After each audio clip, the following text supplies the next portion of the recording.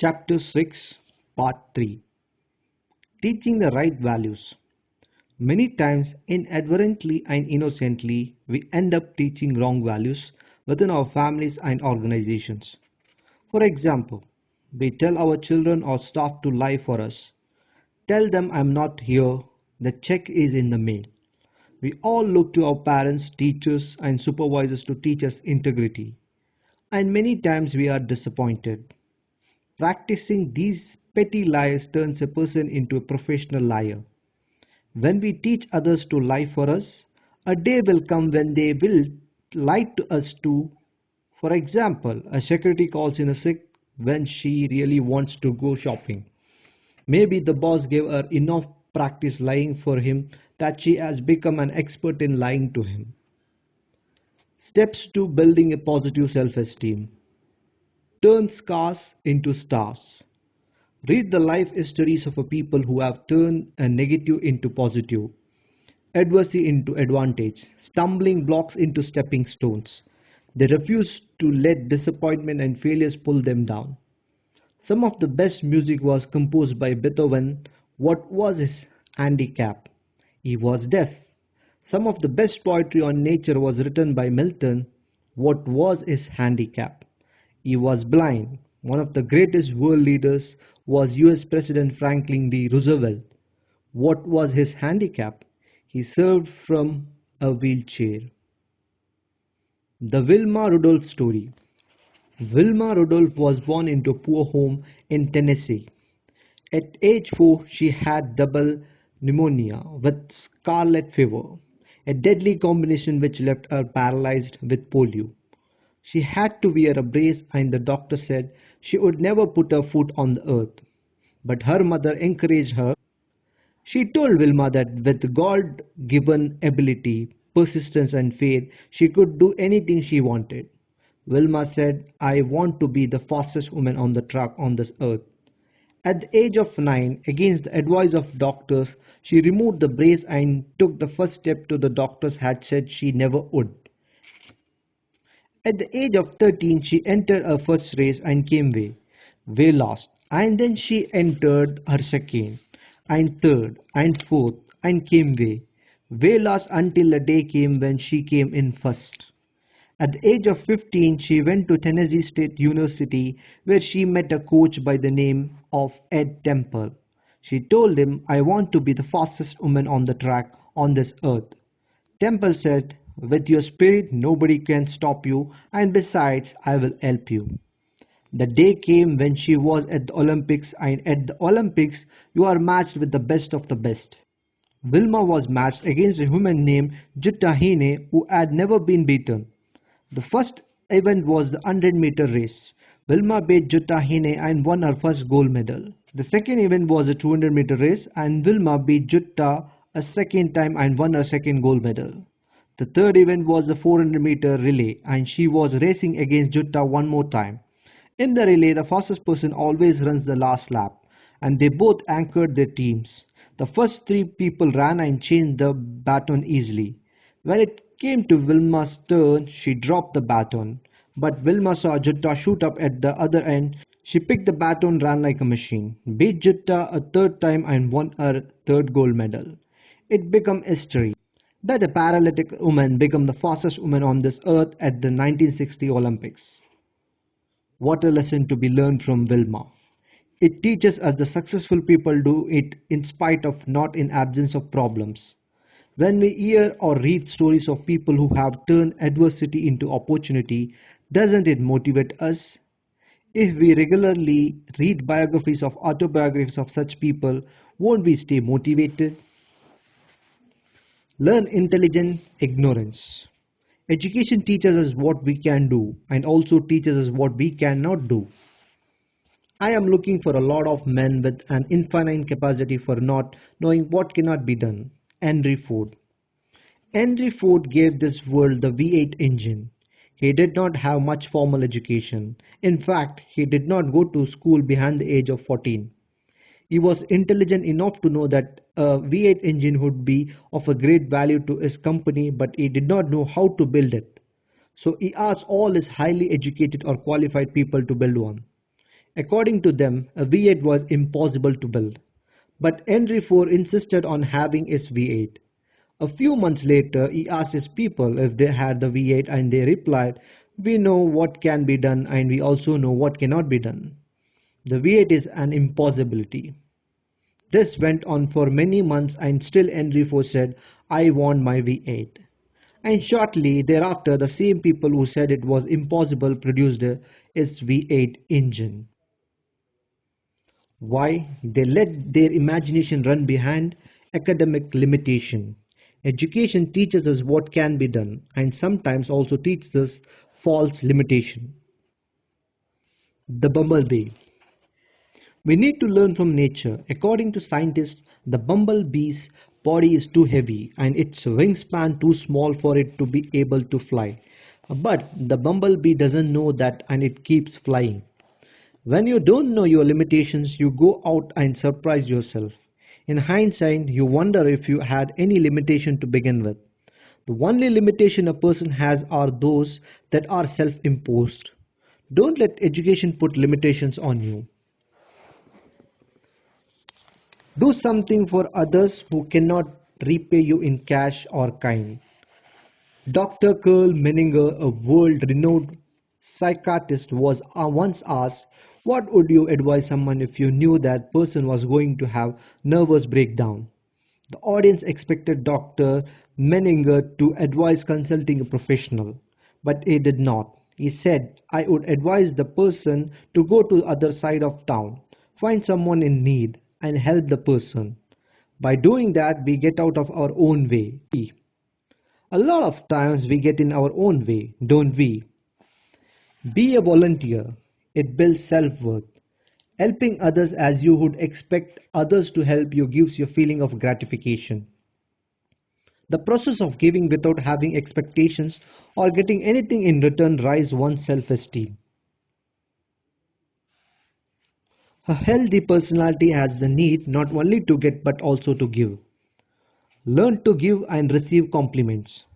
Don't miss out on any opportunity to give sincere compliments. Remember, the key word is sincerity. When others give you a compliment, accept it gracefully and gracefully with two words: "Thank you." That is a sign of humility. Accept responsibility. We need to accept responsibility for our behavior and our action and insulate ourselves from excuses. Don't be like the student who failed just because he did not like the teacher or the subject. Who is hurting the most? We have to accept responsibility and stop blaming others. Then and only then will productivity and quality of life improve. Our privileges can be no greater than our obligations. The protection of our rights can endure no longer than the performance of our responsibility.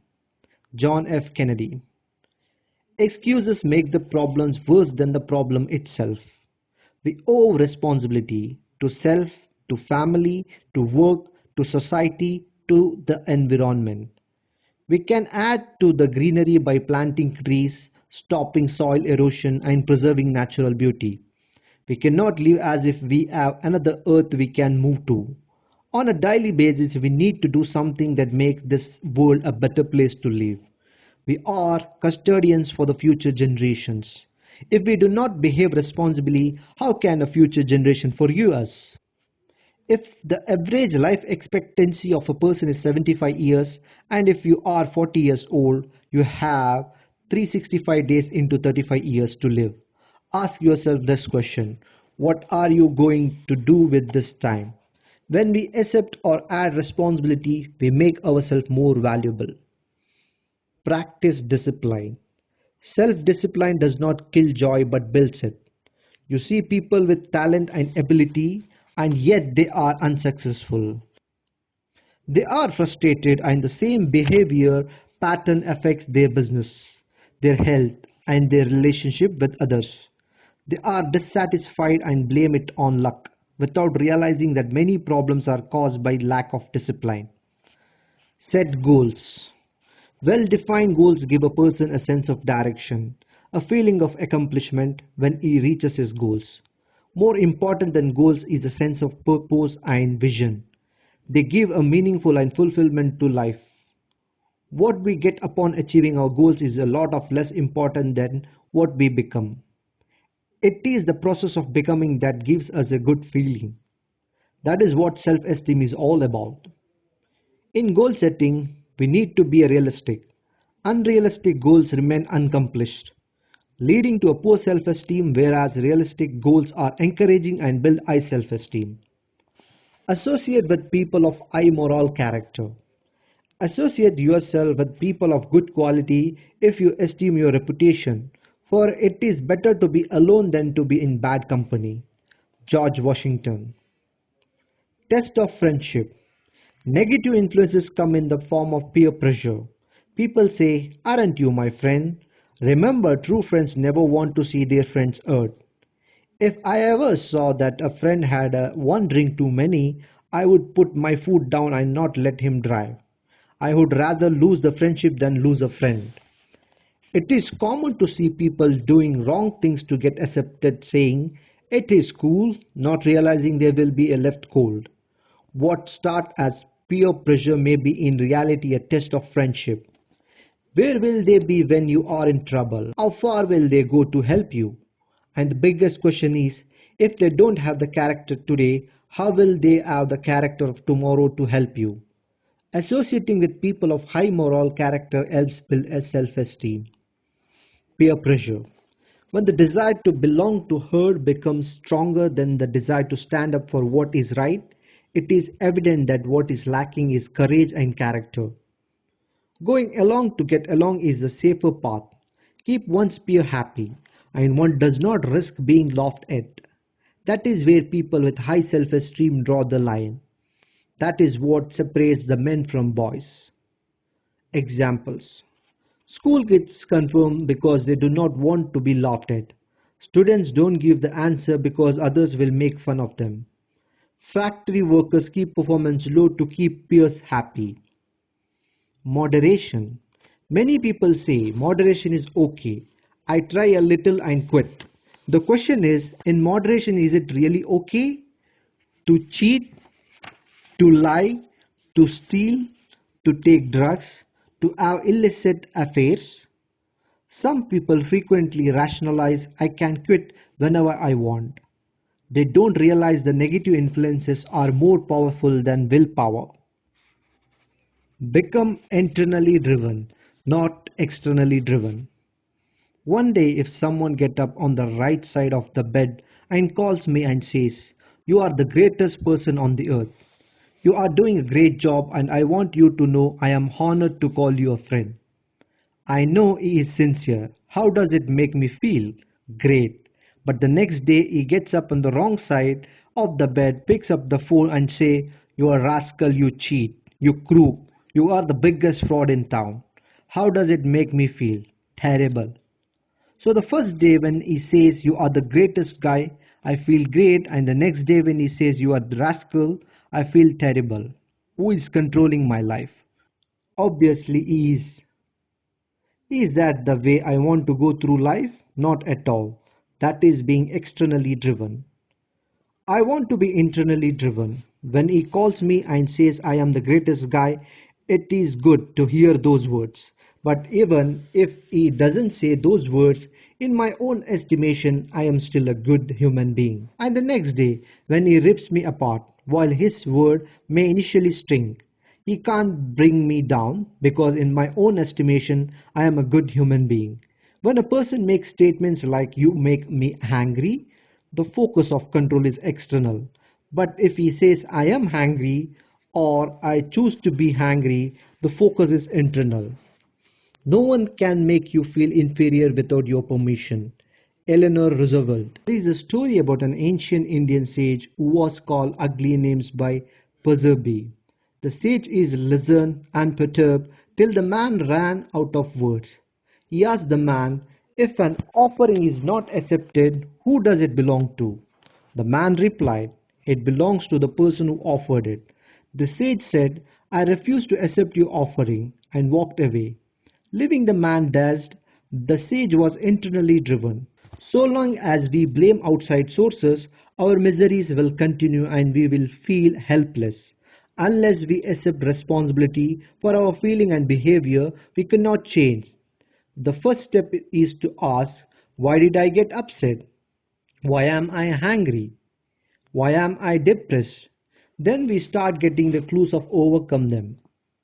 Happiness is a result of positive self-esteem. If you ask people what makes them happy, you will get all the kinds of answer. Most of them would include material things, but that is not really true. Happiness comes from being and not having. One can have everything in life and yet not be happy. The reverse is also true. Happiness is internal. Happiness is like butterfly. If you run after it, it keeps flying away. If you stand still, it comes and sits on your shoulder. Develop mindset that brings happiness. Bitterness is a sign of emotional failure. It paralyzes our capacity to do good. Set your own standards. Be honest to yourself. Compete against yourself. Do the following. Look for positive in every person and every situation. Resolve to be happy. Set your own standard judiciously. Develop an humanity to negative criticism. Learn to find pleasure in every little things. Remember, all times are not the same. Ups and downs are part of life. Make the best of every situation. Keep yourself constructively occupied. Help others less fortunate than yourself. Learn to get over things, don't brood. Forgive yourself and others, don't hold guilt or bear grudges. Give yourself a positive auto-suggestions. Develop the habit of giving yourself positive self-talk. Auto-suggestions alter your belief system by influencing your subconscious mind. Your behavior reflects your belief system. Hence, auto-suggestion affects your behavior by influencing your belief system. It becomes a self-fulfilling prophecy. Examples: I can handle it, I can do it, I am good at math, I have good memory. Our greatest strength can become our greatest weakness. Any strength overextended becomes a weakness. For example, in a sales, good speaking ability is a strength. It is not uncommon to see salespeople with good speaking ability talk themselves into sale, then talk too much and talk themselves right out of the sale. Their strengths got them into it, however, overextended. It become a weakness and they lose the sale. Listening is a strength. Overextended, however, it could mean that a person listens a lot but does not speak enough. It becomes a weakness. Our greatest weakness can become our greatest strength. Anger is weakness. How can it turn into a strength? One lady demonstrated by getting mad. MAD stands for Mother Against Drunk Driving. This woman lost her child because of drunk driver. She got so angry that she resolved that society should not tolerate this kind of irresponsible behavior. She organized people all over the United States to fight drunk driving. She and her association with thousands of members became a significant force and succeeded in their pursuit to change legislation in Congress and various state legislatures. That is an example of turning a negative emotions like anger into strength by doing positive. She converted her anger into resolution. Have patience. Patience creates confidence, decisiveness, and a rational outlook which eventually leads to success. Brain Adams. A lot of time we hear people saying that one exposure to a positive or a negative material does not have any impact. That is not true. The difference may not be visible, but something is happening. In China, there is a bamboo tree that is planted, watered and fertilized for the first 4 years, and nothing happens. There is no visible sign of growth. But sometime during the fifth year, the bamboo tree grows about 90 feet in 6 weeks. The question is, did the bamboo tree grow in 6 weeks or did it take 5 years to grow? If the bamboo had not received water and fertilizer during the 4 years, when there was no visible sign of growth, would the plant have flourished? No, the bamboo tree wouldn't have died. The lesson is clear. Have patience and faith and keep doing the right thing. Even though the result may not be visible, something is happening. Caution. We must distinguish between patience and laziness. Sometimes a person may be sheer lazy, but they might think that they are being patient. A good beginning makes a good ending. English proverb. Take inventory. Make a list of all your strengths and weaknesses. Successful people realize their limitation but build on their strength. Unless we know these things, how can we build them? Focus on what you want to do and be, rather than what you don't. Strength and weakness. The crux of self esteem cannot be expressed better than in the following words by Abraham Lincoln. World, my son starts school today. World, take my child by the hand, he starts schools today. It is all going to be strange and new to him for a while, and I wish you would sort of treat him gently. You see, up to now, he has been king of the roost. He has been the boss of the backyard. I have always been around to repair his wound, and I have always been handy to soothe his feelings. But now things are going to be different. This morning he is going to walk down the front steps, wave his hand and start on a great adventure that probably will include wars and tragedy and sorrow. To live in this world will require faith and love and courage. So world, I wish you would sort of take him by his young hand and teach him the things he will have to know. Teach him but gently if you can. He will have to learn, I know, that all people are not just, that all men and women are not true. Teach him that for every scoundrel there is an hero, that for every enemy there is a friend. Let him learn early that the bullies are the easiest people to lick. Teach him the wonder of books. Give him quiet time to ponder the eternity mystery of birds in the sky, bees in the sun, and flowers on green hill. Teach him that it is far more honorable to fail than to cheat. Teach him to have faith in his own ideas, even if everyone tells him they are wrong. Try to give my son strength, not follow the crowd when everyone else is getting on the bandwagon.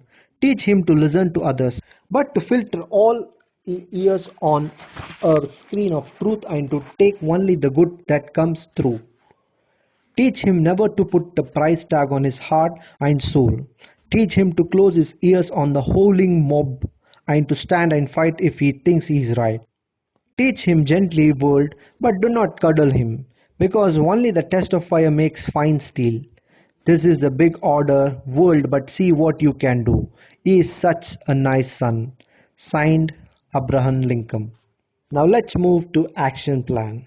Number 1. Read life stories of people who have turned negatives into positive. Make reading good books or listening to inspirational audio tapes part of your daily routine. Number 2. Regularly and systematically commit a portion of your time and or money to charitable activity without any expectation in cash or kind. Number 3. Stay away from negative influences. Don't give in to peer pressure. Number 4. Practice giving and receiving sincere compliments graciously. Number 5. Start accepting responsibility for your behavior and action. Number 6. Practice self-discipline even when it is not comfortable. Number 7. Associate with people of high moral character. Number 8. Be a creative and find ways to turn your weakness into strengths. Number 9. Practice patience. Persevere even if the result is not visible.